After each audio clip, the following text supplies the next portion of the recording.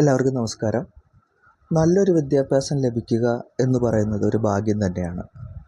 ഒരു വിദ്യാഭ്യാസം എന്നുകൊണ്ട് ഒരിക്കലും ഒരു വിദ്യാർത്ഥിയുടെ മാർക്കിനെയോ ഓർമ്മയോ ആ വിദ്യാഭ്യാസം കൊണ്ട് നേടിയെടുത്ത ജോലിയോ അല്ല തീരുമാനിക്കപ്പെടുന്നത്.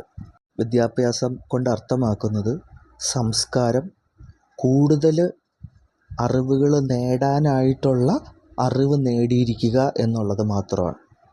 അല്ലാതെ പരീക്ഷ പാസ്സാവുക, മാർക്ക് കൂടുതൽ നേടുക, വിജയിക്കുക,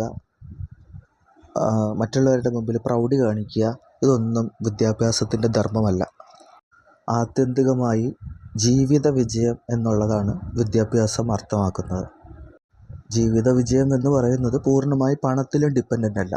അതുകൊണ്ടാണ് വിദ്യാഭ്യാസം സംസ്കാരവും കൂടെയാണെന്ന് പറയുന്നത്. നമ്മുടെ കേരളത്തിലെ റോഡുകളിലൂടെ വണ്ടി ഓടിക്കുന്ന സമയത്ത് പലപ്പോഴും നമ്മുടെ സംസ്കാരം തെറ്റിപ്പോകാറുണ്ട്. പക്ഷേ നമ്മളോട് സംസ്കാരമില്ലാതെ പെരുമാറുന്നത് കൊണ്ട് സംസ്കാരമില്ലാത്ത വാക്കുകൾ നമ്മൾ പ്രയോഗിച്ചാലും നമ്മളായി സംസ്കാരമില്ലാതെ ആരോടും പ്രയോഗിക്കരുത് എന്നുള്ളത് വിദ്യാഭ്യാസം നമുക്ക് തരുന്ന നേട്ടമാണ്. ബുദ്ധി, ചിന്ത, അറിവ്, ഓർമ്മ, പഠനം, ക്വാളിഫിക്കേഷൻ, തൊഴിൽ, ഉയർച്ച എന്നിവയെല്ലാം കണക്റ്റഡ് ആണ് എന്നുള്ളത് പോലെ തന്നെ ഇതെല്ലാം ഇൻഡിപെൻഡൻറ്റുമാണ്. 10 വരെ പഠിച്ചുള്ളൂ എന്നുള്ളൊരു കാരണം ഒരാളെയും ദരിദ്രനാക്കുന്നില്ല. എൻജിനീയറിംഗ് കഴിഞ്ഞു എന്നുള്ള ഒറ്റ കാരണം ഒരാളെയും പണക്കാരനും ആക്കുന്നില്ല. വിദ്യാഭ്യാസത്തെക്കുറിച്ചുള്ള ഈ ഒരു ഇൻട്രൊഡക്ഷൻ നിങ്ങൾക്ക് തരാനായിട്ടുള്ള പ്രധാന ഒരു കാരണം, വരുന്ന മാസം ഫെബ്രുവരിയിലേക്ക് നമ്മൾ പരീക്ഷയിലേക്ക് കടക്കുകയാണ്. ആദ്യമേ തന്നെ പറയട്ടെ, തോൽവി ജയം എന്നുള്ളതിനെക്കുറിച്ച് ദയവായി നിങ്ങൾ മറക്കുക. നിങ്ങൾ പരിശ്രമിക്കുക. നിങ്ങൾ കഷ്ടപ്പെട്ടുണ്ടാക്കിയ പൈസ, നിങ്ങളുടെ സമയം നിങ്ങൾ പഠിക്കാനായിട്ട് വിനിയോഗിക്കുന്നു. അവിടെ നിങ്ങൾ തോറ്റാൽ അല്ലെങ്കിൽ എന്തെങ്കിലും ഒരു പാളിച്ച സംഭവിച്ചാൽ അവിടെ നിങ്ങളോട് ചോദിക്കാനും പറയാനും ഇപ്പോൾ ആരുമില്ല. ഒരു അധ്യാപകൻ എന്നുള്ള നിലയിൽ ഞാൻ പോലും നിങ്ങളെ സപ്പോർട്ടാണ് ചെയ്യുന്നത്. അപ്പോൾ ഭയം എന്നുള്ളത്, അല്ലെങ്കിൽ തോൽവിയോടുള്ള ഭയം എന്നുള്ളത് ആദ്യമേ നുള്ളിക്കളയുക. ഞങ്ങൾ മാർക്കറ്റിങ്ങിൽ പറയുന്നൊരു കാര്യമുണ്ട്.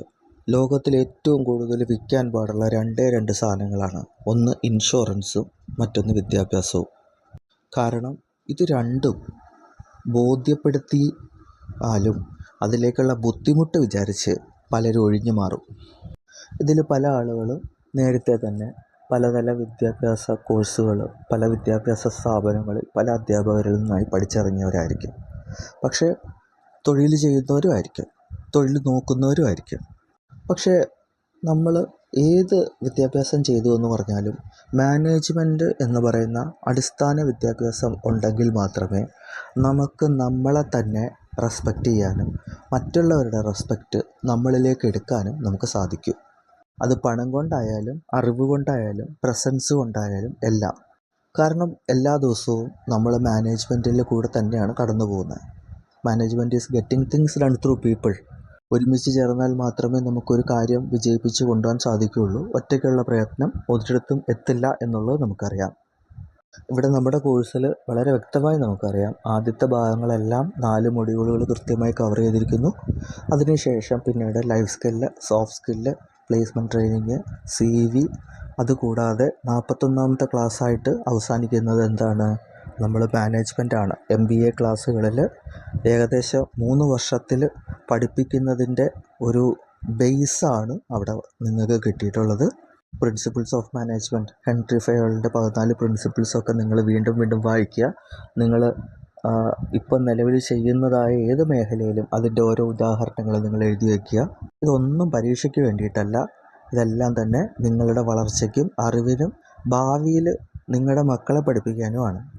വളരെ കൃത്യമായി ഈ കോഴ്സ് പൂർത്തിയാക്കിയാൽ ചങ്കുറപ്പോടെ പറയാം, ഞാനൊരു നല്ല മാനേജ്മെൻറ്റ് വിദ്യാർത്ഥിയാണ്.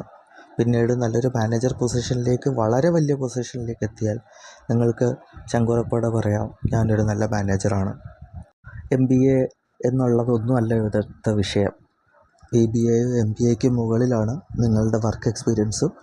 ഇവിടെ നമ്മൾ പഠിച്ചിരിക്കുന്ന വെയർഹൗസിംഗ് എന്ന് പറയുന്നത് ഒരു തൊഴിലുമായിട്ട് ബന്ധപ്പെടുത്തി മാനേജ്മെൻറ്റിനെ പഠിച്ചിരിക്കുകയാണ്. അത് ഏറ്റവും വളരെയധികം മാർക്കറ്റിങ്ങും സെയിൽസും ഓപ്പറേഷൻസും HR-ഉം എല്ലാം നമ്മളൊന്ന് തൊട്ടുപോയിട്ടുണ്ട്. കൂടാതെ ലോജിസ്റ്റിക്സ്, സപ്ലൈ ചെയിൻ മാനേജ്മെൻറ്റും നമ്മൾ മനസ്സിലാക്കിയിട്ടുണ്ട്. വിദൂരതയിലിരുന്ന് ഓൺലൈൻ എഡ്യൂക്കേഷനിൽ ചെയ്യുന്നതിൻ്റെ അപാകത പൂർണ്ണമായി ഒഴിവാക്കാനാണ് നിങ്ങൾക്ക് ഏത് സമയത്തും എന്നെ കോൺടാക്റ്റ് ചെയ്യാനുള്ള വാട്സപ്പ് ഗ്രൂപ്പ് അവൈലബിൾ ആക്കിയിട്ടുള്ളത്. കൂടാതെ ടെക്സ്റ്റ് ബുക്കും ഉണ്ട്. സത്യത്തിൽ ഒരു ക്ലാസ് റൂം എഫക്റ്റ് കിട്ടുക എന്നുള്ള ഒരു ലക്ഷ്യം നമുക്ക് നേടിയെടുക്കാനായിട്ട് സാധിച്ചിട്ടുണ്ട്. ഈ ഗ്രൂപ്പിൽ ആരെങ്കിലും അത് ഉപയോഗപ്പെടുത്തിയിട്ടില്ലെങ്കിൽ തീർച്ചയായും അത് ഉപയോഗപ്പെടുത്തുക. ആദ്യത്തെ പാർട്ടായത് നമ്മൾ ലോജിസ്റ്റിക്സിനെ കുറിച്ച് പറയുന്നുണ്ട്, വെയർഹൗസിങ്ങിനെ കുറിച്ച് പറയുന്നുണ്ട്, അതിൻ്റെ ബെനിഫിറ്റ്സ്, വെയർഹൗസ് എവിടെയാണ് ചെയ്യുന്നതെന്നുള്ള കാര്യങ്ങളെല്ലാം നമ്മൾ പഠിക്കുന്നുണ്ട്. രണ്ടാമത് ഓപ്പറേഷൻസ്, വെയർഹൗസിനകത്ത് നടക്കുന്ന കാര്യങ്ങൾ, പിന്നെ അതിനുശേഷം ഡോക്യുമെൻറ്റേഷനിൽ തന്നെ നമ്മൾ വ്യക്തമായി പറയുന്നുണ്ട് അതിൻ്റെ സോർട്ടിങ്ങും കാര്യങ്ങളൊക്കെ. നാലാമത്തതിലിട്ട് വരുമ്പോൾ വെയർഹൗസ് മാനേജ്മെൻറ്റ് സിസ്റ്റമാണ്. വെയർഹൗസ് മാനേജ്മെൻറ്റ് സിസ്റ്റം എന്ന് പറയുന്നത് ഒരു വെയർഹൗസിനെ തന്നെ നിയന്ത്രിക്കുന്ന ഒരു ഓപ്പറേറ്റിംഗ് സിസ്റ്റമാണ്. അതിൽ തന്നെ സാധാരണ രീതിയിലുള്ള ഇൻവെൻറ്ററി കാര്യങ്ങൾ നോക്കുന്നതുകൊണ്ട്, അതുകൂടാതെ പല വെയർഹൗസുകളെ ഒരുമിച്ച് ഇൻ്റർകണക്റ്റ് ചെയ്യുന്ന CECOM പോലത്തെ വലിയ വെയർഹൗസുകളും ഉണ്ട്. അതായത് വെയർഹൗസ് മാനേജ്മെൻറ്റ് സിസ്റ്റം ഉണ്ട്. അതിൽ പ്രധാനപ്പെട്ട കാര്യങ്ങളാണ് മാപ്പിങ്ങും അതുവഴിയുള്ള ഒരു സ്റ്റോപ്പ് ആവാതെ അടുത്ത വെയർഹൗസിലേക്ക് കണക്റ്റ് ആവുന്നതും ഒക്കെ. വളരെ വലിയ വെയർഹൗസുകളിൽ വർക്ക് ചെയ്യുമ്പോൾ മാത്രമേ പലപ്പോഴും അത് നമുക്ക് കാണാൻ പറ്റുള്ളൂ. പക്ഷേ നിങ്ങളുടെ അറിവിനായി നിങ്ങളത് മനസ്സിലാക്കിയിരിക്കുക. ഏത് രീതിയിലായാലും ആരോടും കോമ്പീറ്റ് ചെയ്യാവുന്ന പൂർണ്ണമായ അറിവ് നിങ്ങൾക്ക് ലഭിച്ചിട്ടുണ്ട്. ഏതെങ്കിലും രീതിയിൽ നിങ്ങൾക്കതിലൊരു കുറവുണ്ട് എന്ന് തോന്നിയാൽ തീർച്ചയായും നിങ്ങൾ എന്നെ കോൺടാക്റ്റ് ചെയ്യുക. സാധിക്കുന്ന വിധത്തിലല്ല, സാധിക്കാത്ത വിധത്തിൽ ഞാൻ നിങ്ങളെ സഹായിക്കാം. ഞാൻ വീണ്ടും പറയുന്നു, നിങ്ങൾ കോൺഫിഡൻ്റ് ആയിരിക്കുക. നിങ്ങൾ കൊടുത്ത പൈസയ്ക്കും നിങ്ങൾ കൊടുത്ത സമയത്തിനും അനുസൃതമായ ഒരു നന്മ നിങ്ങൾക്ക് വരട്ടെ എന്ന് ആഗ്രഹിക്കുന്നു. പ്രധാനമായും നിങ്ങളുടെ സമയമാണ് ഞാൻ റെസ്പെക്റ്റ് ചെയ്യുന്നത്, നിങ്ങളുടെ മനസ്സാണ് ഞാൻ റെസ്പെക്റ്റ് ചെയ്യുന്നത്. കാരണം എല്ലാ തിരക്കുകൾക്കിടയിലും നിങ്ങൾ ഇതിനായി ഒരു മനസ്സ് കാണിച്ചു. ആ എഫേർട്ടിന് തീർച്ചയായും നിങ്ങൾക്ക് റിവാർഡ് ഉണ്ടാവും. നിങ്ങൾക്ക് തീർച്ചയായും ദൈവം അനുഗ്രഹിച്ച് വളരെ നല്ല ഭാഗ്യങ്ങളുണ്ടാവട്ടെ എന്നുകൂടെ പ്രാർത്ഥിക്കുന്നു. ഫെബ്രുവരിയിലാണ് നമ്മുടെ ഫൈനൽ പരീക്ഷ. ഫെബ്രുവരിയിൽ തന്നെ നമുക്ക് മോഡൽ എക്സാമും പ്രതീക്ഷിക്കുന്നു. ആരും ഭയക്കേണ്ടതില്ല. ഓരോ മൊഡ്യൂളും പൂർണ്ണമായി വായിക്കുക. ടെക്സ്റ്റ് ബുക്കിൽ നിന്നല്ലാതെ വേറെ ഒരിടത്തുനിന്നും ചോദ്യങ്ങൾ വരില്ല. തീർച്ചയായും എല്ലാവരും പാസ്സാവും. എല്ലാവർക്കും സന്തോഷവും നന്മയും ഒന്നും കൂടെ നേരുന്നു.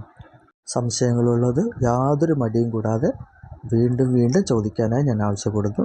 ഗ്രൂപ്പിലേക്ക് നിങ്ങൾക്ക് ആവശ്യമുള്ള സംശയങ്ങൾ ചോദിക്കാം. എല്ലാ കാര്യങ്ങളും വളരെ കൃത്യമായിട്ട് തന്നെ ഞാൻ തിരിച്ച് നിങ്ങൾക്ക് പറഞ്ഞുതരാം. നിങ്ങൾക്ക് ഒരിക്കലും ഇതൊരു നഷ്ടമാകാതെ, ഇതൊരു ബെനിഫിറ്റായി ആജീവനാന്തത്തോളം നിങ്ങൾക്കത് ഉപയോഗപ്പെടുന്നൊരു കോഴ്സായി മാറട്ടെ.